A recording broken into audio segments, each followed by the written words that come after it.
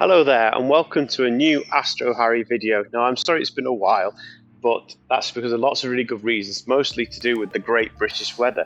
But as you can see tonight, it's absolutely glorious. It's about 9 o'clock, and it's still bright sunshine, but we're in for an absolutely clear, cloudless night. So I thought what we'd do is we'd image one of my favourite objects. So the object is NGC 6888, which is also called the Crescent Nebula, but I much prefer to give it the name of the Space Brain. So it's a fun, interesting target to do. So I've tried a few times to image this, and I've never quite managed it yet. So I'm hoping that tonight will be a good night. So I've got my trusty Celestron 130 Astro Fi. And it's all primed and ready. It's even done something called parking, which I was quite excited about, which I've used the moon for. So it should be, fingers crossed, a good night for Astro. So tonight we have this wonderful treat of NGC 6888, and it's classed as an emission nebula. But it's actually because of some funky things that are going on with something called a Wolf-Rayet star. So I'm going to do the science in a little bit and tell you why it does this. But it's in the constellation of Cygnus, which is just started to become beautiful at this time of year. So I'm filming this at the end of May, and it's a summer constellation. So it just comes over the east and soars over the sky. So I'm really looking forward to doing this. So how do you find the space brain? Well, the first thing you need to do is to find the summer triangle, which is Deneb, Vega and Altair, which is very, very bright in the summer skies. You can't miss it at all. And then you need to locate the constellation of Cygnus, of which Deneb is the brightest star. Cygnus is really distinct because it forms like a cross shape.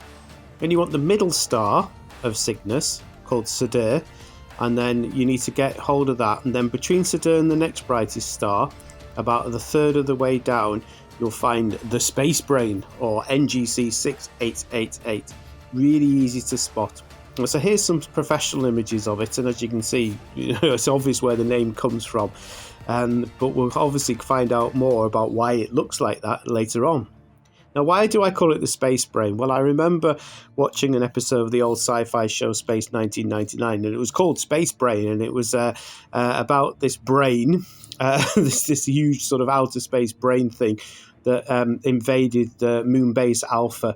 So I always remember that, although it was a very silly episode where basically they just sprayed foam for like 45 minutes. But, it was the 70s and anything went.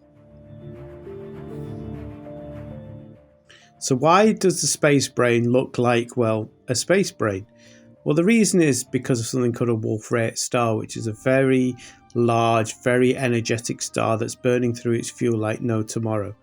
And so what's happened is that earlier in its life, it ejected loads of matter out into its solar system. And now it's producing a really energetic solar wind, which is like loads of streamed particles. And that solar wind is reacting and getting involved with all that matter. And that's what produces all these wonderful filaments and flames in the space brain. So just to quickly explain what I've done to capture this image, I've got my Celestron hooked up to CPWI running on a laptop which controls the mount. I've got SharpCap running to capture the images in live stacking mode. I've got PHT2 guiding with a guide scope to keep everything all straight and in line. And I have then post-processed the image in Cyril and in Photoshop. So there we have it. This is my captured image of the space brain. Now, fair enough, it's nothing like the professional images, but you can certainly see the details and the outline of all the things that are going on with the image, and I'm really, really proud of it. It looks a little bit red, but I think that's just a processing artifact. If you enhance the red channels, you see more and more of the brain. Now, if I was, if money was no object, then I'd be using a light pollution filter to get rid of some of the background glow. And also you could get like a dual band filter that would emphasize the hydrogen and the oxygen 3, which are the two strongest lines, if you like, of the emission nebula. But all in all, it's not bad for my little Celestron, and I'm more than happy with it. So next time you look up at Cygnus and you see the cross, just be aware there's a space brain lurking inside the swan. And please, if you feel like you want to have a go at it, do.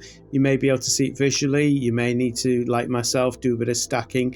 You may have better equipment. Why not? It's a really enjoyable object. And because of the position of Cygnus, you've got a good 4 or 5 months that you can have a go at this object. So please beware the space brain.